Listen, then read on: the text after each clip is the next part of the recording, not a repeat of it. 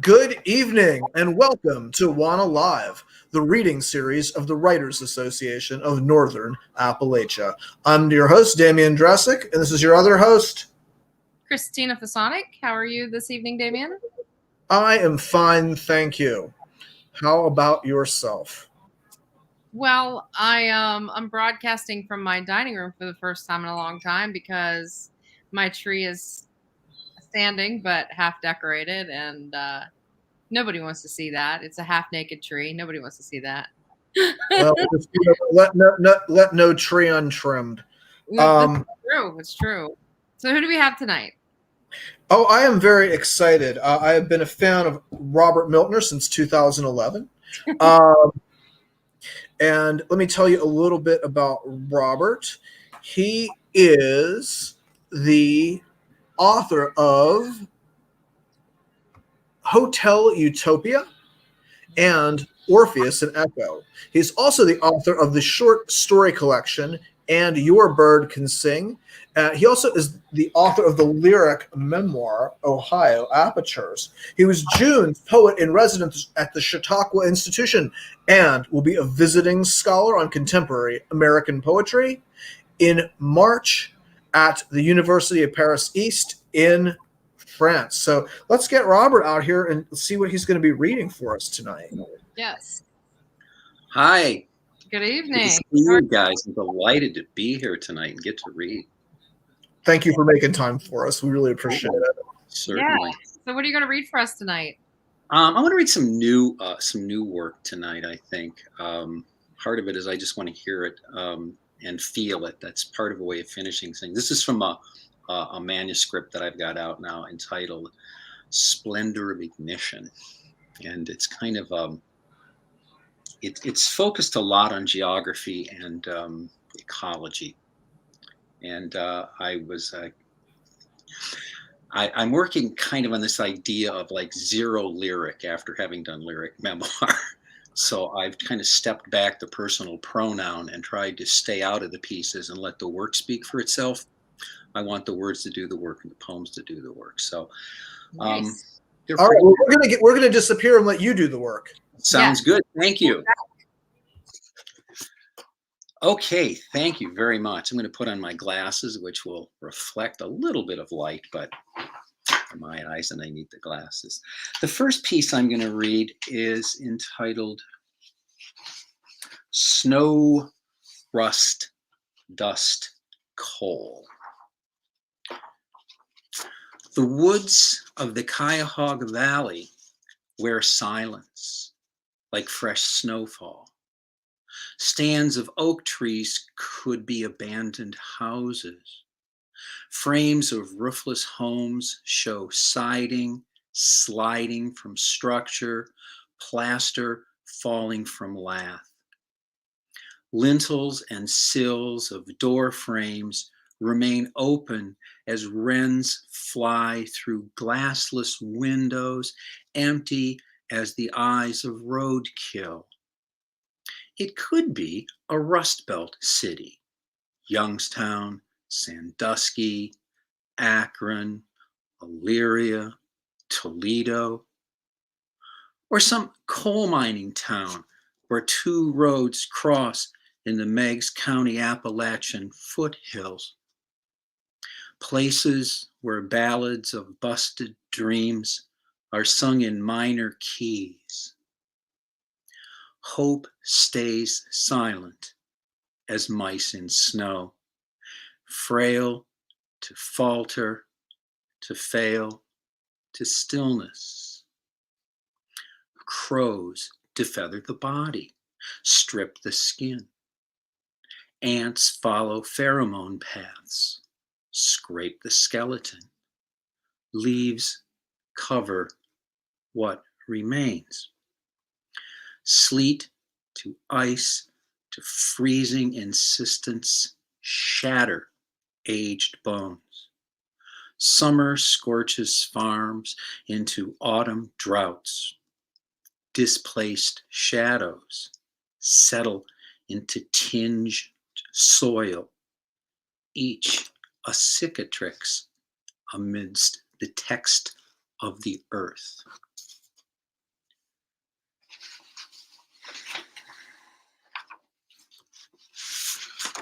drifting continents.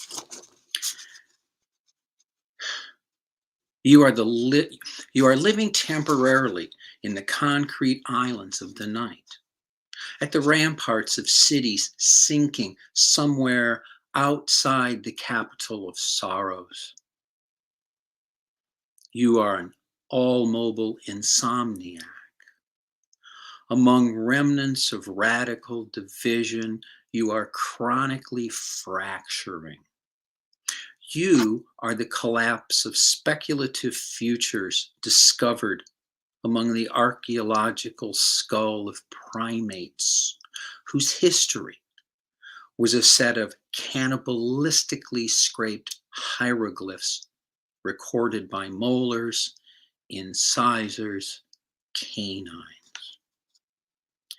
You are a suicide note composed in an unspoken vocabulary made from plastic bottles, rusted pop tops, bleached coral fragments. You are the tale of risen tides, disappeared peninsulas, and drowned countries. You are the song lyrics for the return to the sea.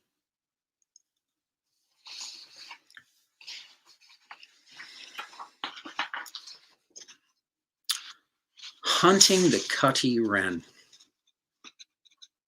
Oh, where are you going? Says public to private. You should not disclose that, says lawyer to lie.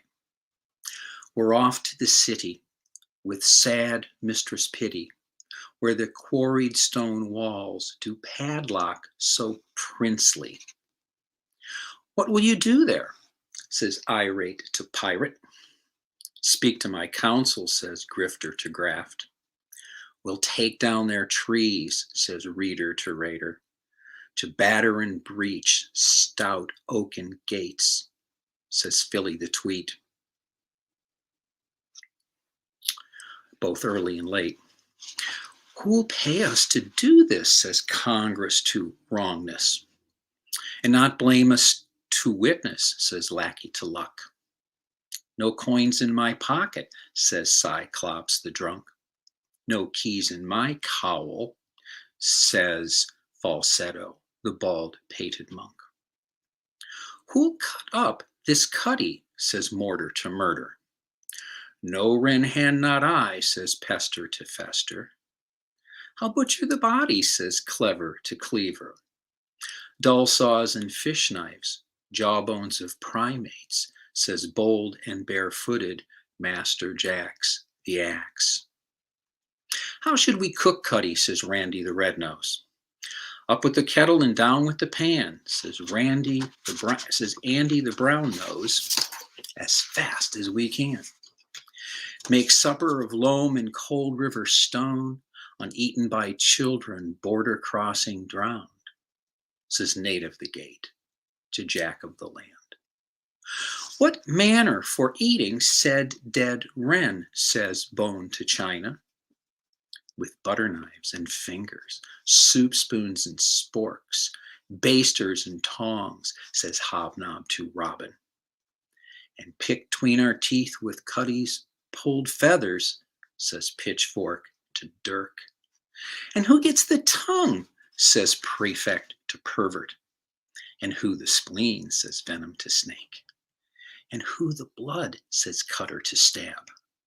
Oh, we need not tell you, says Older to Molder. And who gets Cuddy Wren's warm red heart, says Lover to Other.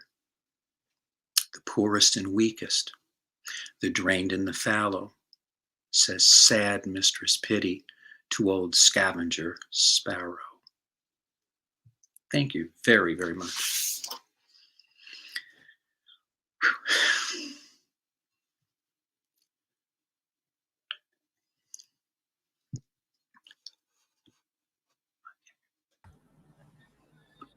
What do you think now that you've heard them in your own voice out loud? Well, they're a lot of fun to read. There's some tongue twisters. Definitely, especially in that last one. I really love the first poem because it made me think. I mean, we spend a lot of time thinking about the Rust Belt because of what we do with Northern Sure. Appalachian. Yeah. But I think that people forget that there is the Rust Belt proper, if you want to call it that. Yeah. But then there are these communities that feed the Rust, or at one point fed the Rust Belt. Yeah. And what Yeah. happened to them? They're not thriving either. And I did my PhD in Athens, which is Mhm. near Meigs County, Oh and yeah. Sure. Sure. and I think about that relationship. There wasn't Mhm. industry there like here in Wheeling or Weirton or Yeah. Youngstown, but Yeah. they felt the loss in these coal mining communities just as much as we did. Yeah. When the wolves came. So Sure. that really made me think about sort of the collateral damage and these communities that are suffering right alongside us. Sure. Well, and the coal was mined to feed the industrial giants that made the Yeah. steel and the rest of it. It was very reciprocal. Um, one was going to take down the other. Really, it's an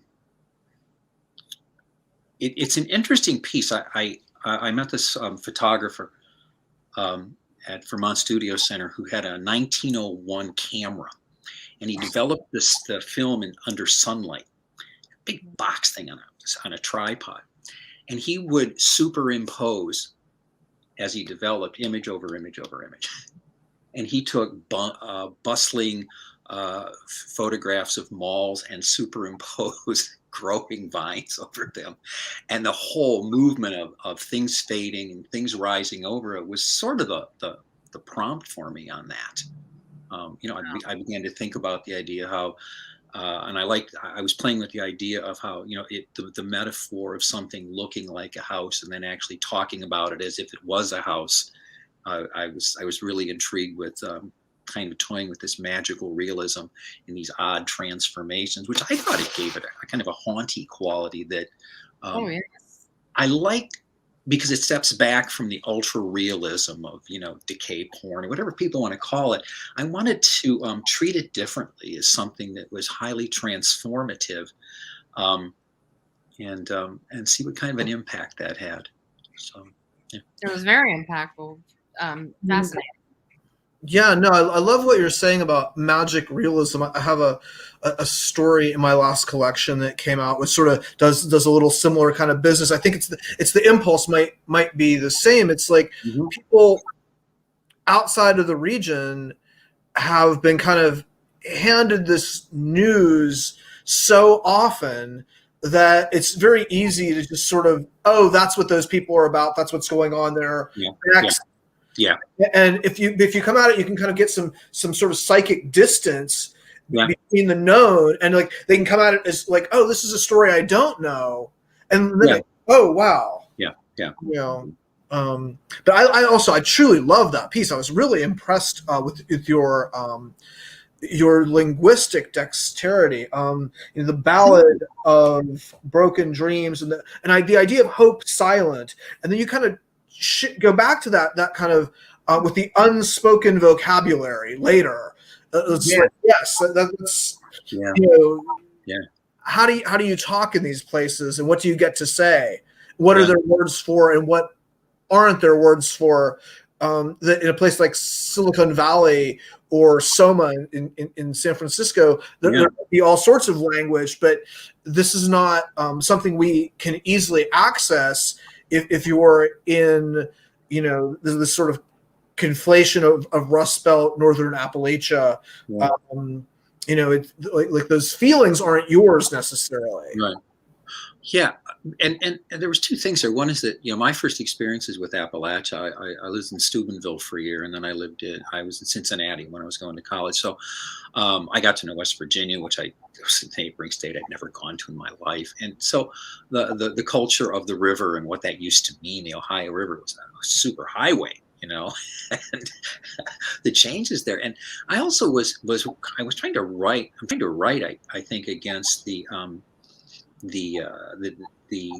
the tendency to want to do journalism or to do kind of documentary work where the language is so transferable across those realistic forms that they're like walking, putting up a picture and going, this is new, this is interesting. And a year later, you look at it again for the second time, like you haven't even really seen it for a long time. Things dull too easily, and so I wanted fresh takes on that. And I started using in these poems the stillness of photographs, but I have these series of words where things run in. I get motion in those of, falter to failure to this, to that, to this, to create a movement against something that's static, like a photograph, to see what kind of tensions I can get out of that. And that provides a lot of sound bounce because active verbs have a lot of crisp vowels as opposed to what consonants do when we're holding something down. Well, speaking of parts of speech, I was interested, given what you said before you read, that your second poem was you this. And so I was fascinated by that sort of change where you had said, "Oh, I've moved away from the I, and well, there's this you," and so I'm fascinated by that sort of movement, linguistic movement. Well, the you is such a slippery fellow, grammatically, pronounly speaking, I guess, right? Because we talk to ourselves that way, I mean, if I walk into a door, I'd go, what were you thinking? I'm not talking to myself. But then when I write it in the poem, am I talking directly to just you, or am I talking to both of you, or I had to fight the urge to use that beautiful collective you that you get in like Tennessee, where it's all y'all, but we become all of those things. And so, we move through those, and sometimes we recognize that I in one thing but not in another. But then it's like, but if you recognize yourself there, then what about that? And how do we reconcile that? And the you is also the other. It's both subjective and objective, and it's really a changing masks game that I think is really a lot of fun. And it really, fun in terms of playing with the craft, I guess. But I like the way of speaking multiply and speaking out to those people where I don't even put a personal pronoun in it because I'm that you too, right? Yeah. Yes, that multiplicity and singularity at once. I thought that was really interesting, and it made me think you isn't always understood, is it? It's such a good way, right? I really, really love that, especially given what you had told us before about that movement away. Mm-hmm. Yeah, they're trying to break away from what is it? Robert Creeley once said, when I speak, I speak. When I speak, I speak. And so I like the movement in that. Sometimes it's like, how close do I want to be to something, and how far away do I want to be from it, and what happens when I get that distance? Raymond Carver, in his late poetry, when he was a recovering alcoholic, wrote a lot about what his life was like before, during, and after his alcoholism, which comes out of the 12 steps, right? And it's really interesting how in some he will use the first person pronoun I, like,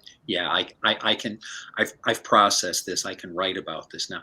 And sometimes he would talk about himself in the second person. It's like, I can't do the I yet. And sometimes he would step back and just put the pronoun he. He did this, he did that. I'm just starting to talk about this. And it just made me think so much about how pronouns are so, they're these shadow masks, why don't we say who the you is, or who I am, or pronouns are just really so indefinite. They're placeholders for proper nouns, because they're common now. These common things that we get to play with. And so there's the play I get through pronouns is really fascinating to me, because it can move me around or place me in certain places where I can't stand in the first person. I want to be somewhere, but I don't want to be too far away. And I think that, this is personal opinion here, that there's a lot of leaders of the world who are doing too much first person pronouncing at a time when we really need to be the collective we. Mm. Yeah. Yes. So pronouns. Comments from folks who are watching. Rusty Barnes is saying wonderful pieces. We've got Joe Shearer, who is saying that was a wonderful celebration of language. Thank you, Joe. We've got another regular viewer, Bart, is saying enjoyable reading and conversation. Nice. And Sorry, that was a kid in the background. Cicatrix. What a great word that is. It's a tricky word. It's a scar. It's a fancy word for a scar, but boy, it's got such great sound to it that, text and cicatrix and the way we scar the land. And, I just felt, I fought that one. I thought, is this one of those darlings I should take out and send it away? Because it's I like it too much, but no, I oftentimes resolve the conflict by just listening to it. And sometimes the logic that carries it is really with the logic of the sound. Yeah, the music, right. Yeah, the music. Yeah. Well, Robert, thank you so much for joining us and sharing your work. We really appreciate it. Thank you very much. Thanks for having me. Again, the last book Robert published is called Ohio Apertures. Yeah. And you can find that in all sorts of places. It's Cornerstone Press out of Stevens Point, Wisconsin. And we've got Triptych. Ruskin Press too, which is poetry. Orpheus and Echo. All right. So we are going to be taking here at WANA Live a 2-week break for the Christmas and New Year's holiday. And we will see everybody back on, I want to say January 6th. That is right. I'm very proud of myself. You got the date right. That's awesome. Yeah, it's my major achievement for the day. All right. Well, thanks everybody for tuning in. Thanks Robert for coming and sharing your work. And we'll see you all in the next year. Yes, see you everybody next year. Night. Thanks. Bye-bye.